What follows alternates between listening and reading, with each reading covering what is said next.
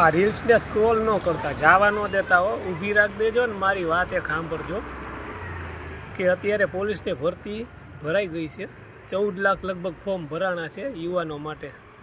તો પોલીસ ભરતીમાં આ 14 લાખને લઈ લેજો। સરકારને મારું એટલું કહેવાનું છે, જેથી કરીને શેરી ગલીમાં ચોકે ચોકે આવા હતા તો જે દાદાગીરીને બધું કરે છે ને, તો અમુક ઘટનાઓ એવી બને છે કે એનો કાંઈ નિવેડો કે સોલ્વ નથી થતું કાંઈ, અને દાદાગીરી વધતી જાય છે। એટલે મારું સરકારને એટલું કહેવાનું કે 14 લાખના જે ફોર્મ ભરાણાની બધાને પાસ કરી દો, જેથી કરીને છે ને શેરીએ ગલીએ આપણે ચોકે ચોકે બબે પોલીસવાળા ઊભા રાખવા પડે તો વાંધો નહીં।